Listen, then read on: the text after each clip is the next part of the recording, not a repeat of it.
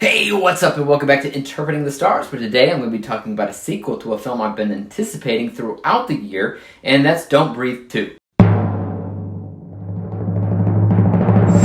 Set 8 years after the events of the first film, our old man Nordstrom now lives with a young girl who he is busy training to learn how to survive in a cruel, unforgiving world. This proves useful when a group of drugged-out thugs break into his home, hoping to kidnap the girl. So before I get into the nitty-gritty of this film, I did want to remind everybody of the main kind of twist of the first. So if you haven't seen that film yet, you probably shouldn't be watching a review of the second, but also, spoiler warning for that first film. Anyways, so the first movie was kind of interesting because we had a group of kids break and enter into not only this blind man's house, this blind man who is seriously violent, but it also turns out that this guy has a secret of his own hidden in the basement. And basically, he was trying to get a woman pregnant without her consent so that she would give birth to a daughter for him since he lost his own years prior. That's an important detail to cover given the fact that in this movie, we have what appears to be a daughter. So did he get back into his old antics?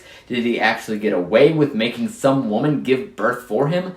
I won't give you the answer for that. You'll just have to see it for yourself. But one thing is for darn certain, he doesn't seem to be so evil in this movie. I would actually say, in a way, this is a bit of a redemption film for a once incredibly scary dude. Now, don't get me wrong, he still is a very scary character that knows multiple ways to tear somebody apart in the bloodiest of fashions, and it's wickedly incredible just to see Stephen Lang do his thing again. He's easily the best part of not only this film, but also the entire franchise as a whole. And to see him as more of a maybe anti-hero this time around was definitely a lot of fun. And the little girl in this film is easily the heart of the entire thing, and I liked that about the film, as sometimes you didn't really know who to root for. Don't Breathe 2 does a great job juggling the emotions of the viewers as it gives every character in this movie a realistically complex character profile where nobody in it is truly good, nor are they truly evil. This was something that was also done in the first movie because look, you have a group of kids breaking into somebody's house. They're in the wrong, right? They are technically criminals breaking into a house of what could be an innocent old blind man, but then it turns out he's really good at killing people, and so he starts wailing on them, and it's terrifying. He's a typical film's villain based on how dark he is, but the method to his madness was always really clever and logical. Same thing here. These druggies breaking into his house also are criminals in more ways than one. But the more that you learn about them, the more you begin to question who to trust. Do you trust them? Or do you trust the old man? And it constantly does this juggling trick that I think is much more effective in this film than it was in the first because of the little girl. As the heart of the film, you as the audience at home connect with her the most, and you, like her, don't know who to trust. So in a way, your own mind is kind of transported back into the innocence of a child. As far as the thriller aspect goes, I think Don't Breathe 2 is just as strong as the first film, if not stronger. My end score is mostly identical to that of the first overall, but if I had to admit, I was probably pulled more into this one than I was the last time around. I thought the kills were spectacular, the film's juggling trick kept most of the thrills alive. However, just like the first, I felt as if a movie about a blind man that you're trying to be stealthy around needed less dialogue.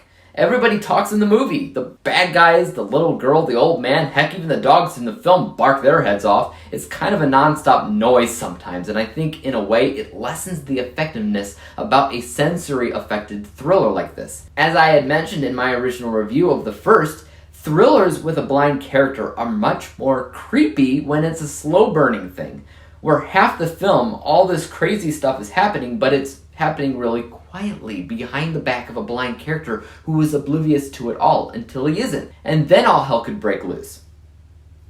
It is much more of a personal gripe with me than it is an actual complaint, as I think what they did with the film was fine for what it was. It was also shot pretty well. A few long one-shots here and there throughout the film, which always do a pretty great job adding to that creeping sensation that you're supposed to have, and Lang himself also does a pretty good job with his performance. Overall, there's not a lot about this movie that I think was technically bad. I think a lot of it was actually pretty good. The twists in it were surprisingly, for me, pretty unguessable. Might not be the same for everybody else, but I guess maybe I lucked out by mostly finding this film unpredictable. Everything else in the movie, if I didn't give it full points on my grading system, was just because it was business as usual. Nothing great or horrible. That means that when we look at my final score, my unbiased technical score for Don't Breathe 2 is fairly decent, as I liked the way that it was shot, edited together, and some of the visuals when it came down to those scenes that were done in the dark. That was all good.